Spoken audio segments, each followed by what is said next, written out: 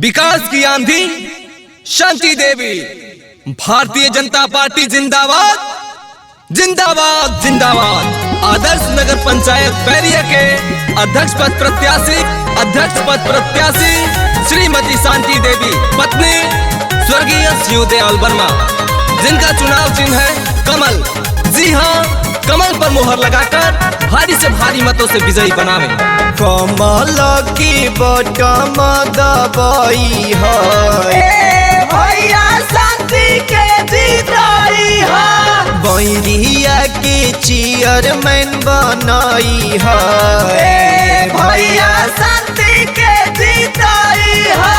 ए भैया हवा नयुआ नेतावा गरीबवन के बेटावा।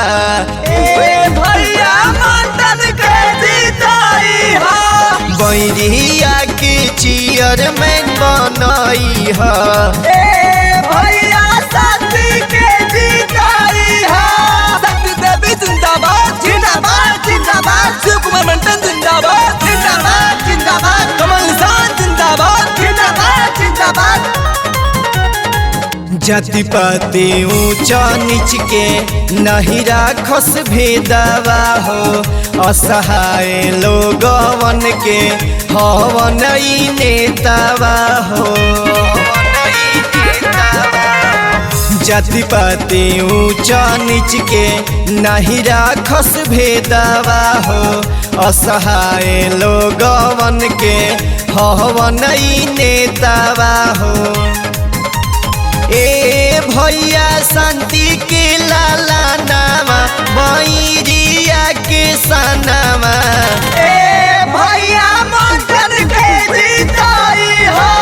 बैरिया के चेयरमैन बनाई है भैया शांति के जीताई हो। विकास की आंधी शांति देवी।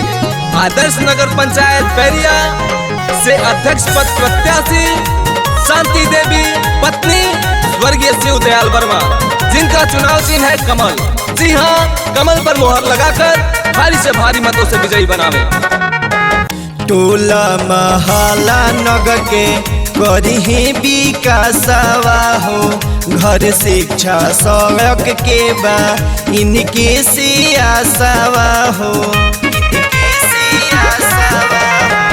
टोला महला नगर के करी विकासवा हो, घर शिक्षा सड़क के बा इनके सियासवा हो।